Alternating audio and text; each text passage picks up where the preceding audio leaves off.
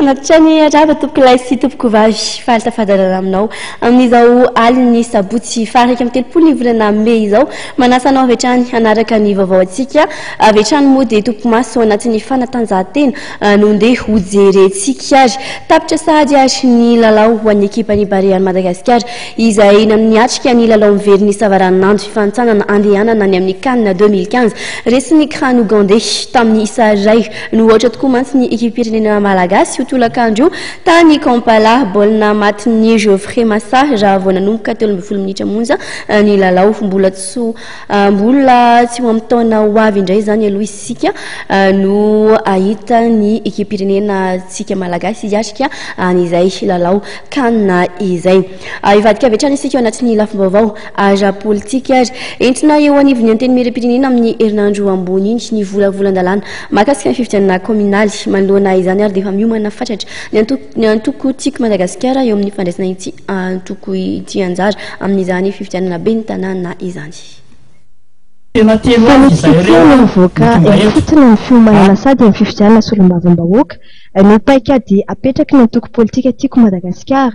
Io no fanambarana nataony solombavam-bahoaka ny Madagasikara vao vita tao amin'ny boriboritany fadiny Girivo Randrinarsoa androany raha ny tafa tamin'ny Rozanak dady avy eto anivony ty boriboritany ty ny tenany. Ny volavolan-dalàna aroso sezita sy ny nationaly afana hiatrika ny fifidianana sy ben'ny tanàna eto Madagasikara amin'ny antoko politika anay dia adentinay zany miomana dian'izao izay moa fantareo zany fa lasa hoe tiako Madagasikara dia miesaka izahay zany apetraka izany maombasy eny fototra afahanay mampianaka tsara no olona rehetra fidy anay.